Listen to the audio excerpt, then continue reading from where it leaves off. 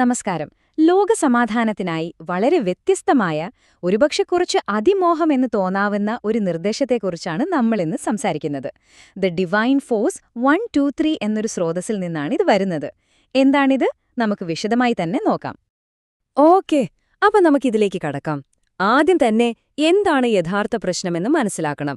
എന്നിട്ട് ഈ നിർദ്ദേശം എന്താണെന്നും അതിന്റെ പ്രധാന ആശയങ്ങൾ, അതിന്റെ ഘടന, പിന്നെ അവര് മുന്നോട്ട് വയ്ക്കുന്ന ഒരു ആക്ഷൻ പ്ലാനൊക്കെ ഉണ്ട്, അതെല്ലാം നമുക്ക് വിശദമായിട്ട് തന്നെ നോക്കാം.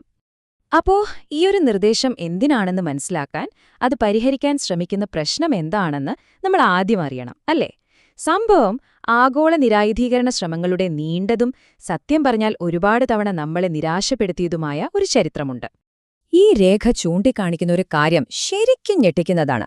അതായത്, ഒരു വശത്ത് നിരായുധീകരണത്തെക്കുറിച്ച് വലിയ ചർച്ചകളൊക്കെ നടക്കുന്നുണ്ട്, പക്ഷെ മറുവശത്ത് ലോകശക്തികൾ അവരുടെ ആയുധങ്ങൾ പുതിയതാക്കാൻ കോടിക്കണക്കിന് ഡോളറാണ് ഒഴുക്കുന്നത്. ഇപ്പോ ഈ കാണുന്ന $946 ബില്യൺ, അത് അമേരിക്കയുടെ മാത്രം കണക്കാണ്. അതും അടുത്ത 10 വർഷത്തേക്ക്. ഓർക്കണം, ഇതൊരു ഉദാഹരണം മാത്രം. നോക്കൂ, ഏകദേശം 80 വർഷമായി UN എണ്ണമില്ലാത്ത പ്രമേയങ്ങൾ പാസാക്കിക്കൊണ്ടിരിക്കുന്നു. എന്നിട്ടെന്തായി? ഒരു കാര്യമായ പുരോഗതിയും ഉണ്ടായില്ലെന്നു മാത്രമല്ല, കഴിഞ്ഞ 15 വർഷം കൊണ്ട് ലോകത്തെ സംഘർഷങ്ങൾ ഇരട്ടിയായിരിക്കുകയാണ്. അതാണ് അവസ്ഥ. ഇനി ഈ കണക്കുകളൊന്ന് നോക്കിക്കേ. മൊത്തത്തില് ആയുധങ്ങളുടെ എണ്ണത്തില് ചെറിയൊരു കുറവ് വന്നിട്ടുണ്ട്. ഏകദേശം 12,241 പക്ഷേ അതിലെ രസകരമായ കാര്യം എന്താണെന്ന് വെച്ചാൽ, ഇതിൽ ഭൂരിഭാഗവും, അതായത് ഏകദേശം 87%, വെറും 2 രാജ്യങ്ങളുടെ കയ്യിലാണ്: റഷ്യയുടെയും അമേരിക്കയുടെയും. പോരാത്തതിന് ചൈനയെപ്പോലുള്ള മറ്റു രാജ്യങ്ങൾ അവരുടെ ആയുധശേഖരം കൂട്ടിക്കൊണ്ടേയിരിക്കുകയാണ്. അപ്പോൾ ഈ രേഖ അനുസരിച്ച് യഥാർത്ഥ പ്രശ്നം എവിടെയാണെന്ന് വ്യക്തമാണ്. അമേരിക്ക, റഷ്യ, ചൈന, ഈ 3 വൻ ശക്തികൾക്കിടയിലുള്ള ഒരു ധാരണയില്ലായ്മ. ഇതാണ് ലോകസമാധാനത്തിന് മുന്നിലുള്ള ഏറ്റവും വലിയ തടസ്സം. ഇവർക്കിടയിലൊരു ധാരണയുണ്ടാവാതെ ഒരു പുരോഗതിയും പ്രതീക്ഷിക്കേണ്ട. ശരി, ഇത്രയും നേരം നമ്മൾ പ്രശ്നത്തെക്കുറിച്ചാണ് സംസാരിച്ചത്. ഇനി നമുക്ക് പരിഹാരത്തിലേക്ക് വരാം. അതായത്, ഈ നിർദ്ദേശം മുന്നോട്ട് വയ്ക്കുന്ന കാര്യങ്ങളിലേക്ക്. ഞാൻ നേരത്തെ പറഞ്ഞില്ലേ, ഇത് വരുന്നത് തികച്ചും അപ്രതീക്ഷിതമായ ഒരു ഭാഗത്തു നിന്നാണ്. എന്താണെന്ന് നോക്കാം. നമ്മൾ ഇന്ന് പരിശോധിക്കുന്ന ഈ നിർദ്ദേശത്തിന്റെ ഉറവിടം ഇന്ത്യയിലെ ദി ഡിവൈൻ ഫോഴ്സ് 123 എന്നൊരു സംഘടനയാണ്. ഇവർ 2025 നവംബറിൽ UN-ലെ 9 പ്രമുഖർക്ക് അയച്ചുകൊടുത്ത ഒരു രേഖയാണിത്.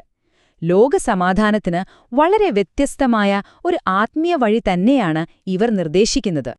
അപ്പോ ഇവരിതിനെ കാണുന്നത് ഒരു സാധാരണ രാഷ്ട്രീയ നയമായോ നിയമമായോ ഒന്നുമല്ല, മറിച്ച് മനുഷ്യരാശിയുടെ പരിണാമത്തിലെ ഒരു അടുത്ത ഘട്ടമായിട്ടാണ്. ഒരു 3D സന്ദേശമെന്നാണ് അവർ ഇതിനെ വിശേഷിപ്പിക്കുന്നത്. അതായത്, സാക്ഷാൽ പ്രകൃതി തന്നെ നൽകുന്ന ഒരു സിഗ്നൽ, ഒരു നിർദ്ദേശം. ഈ പ്രകൃതിയുടെ നിർദ്ദേശത്തിന് അവരൊരു പേരും നൽകിയിട്ടുണ്ട്: UBUM-UD പ്രതിഭാസം. കേൾക്കുമ്പോഴെന്തോ വലിയ സംഭവമായി തോന്നാം, പക്ഷേ ഇത് 3 പ്രധാന ആശയങ്ങളുടെ ചുരുക്കെഴുത്താണ്. നമുക്ക് ഈ 123 എന്താണെന്നോരോന്നായിട്ട് നോക്കാം.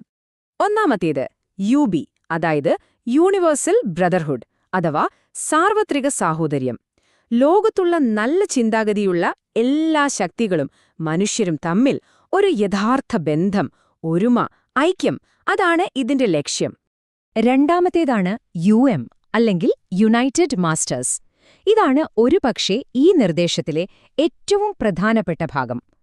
ഐക്യരാഷ്ട്രസഭയ്ക്ക് മുകളിൽ, അല്ലെങ്കിൽ അതിന് പൂരകമായി പ്രവർത്തിക്കുന്ന ആത്മീയവും മാനുഷികവുമായ മൂല്യങ്ങളുള്ള ഒരു ഉപരിസഭ, ഒരു ഗൈഡിംഗ് ഫോഴ്സ് എന്ന് വേണമെങ്കിൽ പറയാം.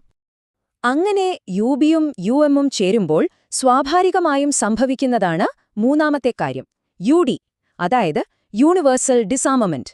ആണവ, രാസ, ജൈവ ആയുധങ്ങൾ, അങ്ങനെ എല്ലാ ആയുധങ്ങളും ഇല്ലാതാക്കി ഒരു സമ്പൂർണ്ണ നിരായുധീകരണം. അതാണ് അന്തിമ ലക്ഷ്യം.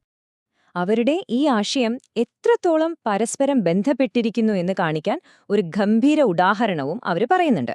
ഒരു ആറ്റം പോലെയാണിതെന്നാണ് അവർ പറയുന്നത്. UB ഒരു ഇലക്ട്രോൺ പോലെ, UD ഒരു ന്യൂട്രോൺ പോലെ.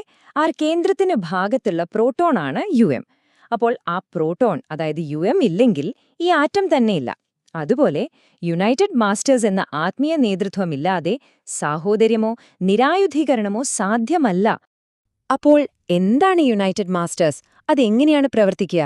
നമുക്ക് അതിലേക്ക് കുറച്ചുകൂടി ആഴത്തിലിറങ്ങിച്ചെല്ലാം. കാരണം ഐക്യരാഷ്ട്രസഭയ്ക്ക് ഒരു ആത്മീയ പകരക്കാരനായിട്ടാണ് ഇതിനെ അവതരിപ്പിക്കുന്നത്. ഈ രണ്ട് സംഘടനകളും, അതായത് യുഎന്നും യുഎമ്മും തമ്മിലുള്ള ബന്ധം വിശദീകരിക്കാൻ അവർ ഉപയോഗിക്കുന്ന ഉപമ ശിവനും ശക്തിയും തമ്മിലുള്ള ബന്ധമാണ്. ഒന്ന് ബോധമാണെങ്കിൽ മറ്റേത് ഊർജമാണ്. അതുപോലെ ആത്മീയ മാർഗനിർദ്ദേശം നൽകുന്ന യുഎൻ, അത് നടപ്പിലാക്കുന്ന രാഷ്ട്രീയ ശക്തിയായി യുഎൻ. രണ്ടും ചേർന്നാലേ പൂർണ്ണമാവൂ. ഇതിന്റെ ഘടന നോക്കിയാൽ അത് കൃത്യമായി യുഎന്നിന്റെ ഒരു പ്രതിരൂപമാണ്. യുഎൻ സെക്യൂരിറ്റി കൗൺസിലിന് പകരം ഒരു യുഎം സ്പിരിച്വൽ കൗൺസിൽ, ജനറൽ അസംബ്ലിക്ക് പകരം സ്പിരിച്വൽ അസംബ്ലി, അങ്ങനെ അന്താരാഷ്ട്ര കോടതിക്കും മോണിറ്ററി ഫണ്ടിനും വരെ ഒരു ആത്മീയ ബദൽ.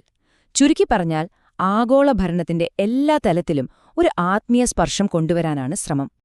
ഇതൊക്കെ വെറും ആശയങ്ങൾ മാത്രമല്ല, ഇതെങ്ങനെ യാഥാർത്ഥ്യമാക്കാമെന്നതിന് വളരെ വ്യക്തമായ ഒരു പ്ലാനും അവർ മുന്നോട്ട് വയ്ക്കുന്നുണ്ട്. വെറും ഒരു വർഷത്തിനുള്ളിൽ നടപ്പിലാക്കാൻ ലക്ഷ്യമിടുന്ന 12 ഘട്ടങ്ങളുള്ള അതിമോഹമായൊരു അജണ്ടയാണിത്. ഇതിന്റെ ടൈം ലൈൻ കണ്ടാല് നമ്മൾ ഞെട്ടിപ്പോവും. അത്ര വേഗതയിലാണ് കാര്യങ്ങൾ പ്ലാൻ ചെയ്തിരിക്കുന്നത്. 2025 ഡിസംബറിലൊരു ആഗോള അടിയന്തരാവസ്ഥ പ്രഖ്യാപിക്കുന്നതിൽ തുടങ്ങി വെറും 10 മാസം കൊണ്ട്, അതായത് അടുത്ത ഒക്ടോബറോടെ യുഎന്നിന്റെ അനൗദ്യോഗിക അംഗീകാരം വരെ നേടാനാണ് ലക്ഷ്യം. ഈ പ്ലാനിലെ ചില പ്രധാനപ്പെട്ട കാര്യങ്ങൾ നോക്കൂ. ഒന്ന്, WMDകളെ ഒരു ഗ്രഹപ്രതിസന്ധിയായി പ്രഖ്യാപിക്കാൻ അടിയന്തര UN സെഷൻ വിളിക്കുക. മറ്റൊന്ന്, ഈ UB, UM, UD എന്ന ആശയം സ്കൂൾ പാഠപുസ്തകങ്ങളിൽ വരെ ഉൾപ്പെടുത്തുക. ദലൈലാമയെയും ജെയിൻ ഗുഡാളനെയും പോലുള്ളവരെ ഉൾപ്പെടുത്തി ഒരു യൂണിവേഴ്സൽ എലീറ്റ്സ് ലിസ്റ്റ് ഉണ്ടാക്കുക. അവസാനം 2034ഓടെ സമ്പൂർണ്ണ നിരായുധീകരണം സാധ്യമാക്കുക. ശരിക്കും വലിയ സ്വപ്നങ്ങൾ തന്നെ. അപ്പോൾ ഇതിന്റെയെല്ലാം കാതലെന്താണ്? ഒറ്റവാക്കിൽ പറഞ്ഞാൽ ഇതാണ്: രാഷ്ട്രീയവും സൈനികവുമായ വഴികൾ നമ്മളെ എവിടെയും എത്തിച്ചില്ല, അത് പരാജയപ്പെട്ടു. ഇനിയൊരു വഴി മാത്രമേയുള്ളൂ, അത് മനുഷ്യന്റെ ബോധത്തിലും ചിന്തയിലും ഒരു മാറ്റം കൊണ്ടുവരിക എന്നതാണ്. ഒരു ആത്മീയവും മാനുഷികവുമായ മാറ്റം.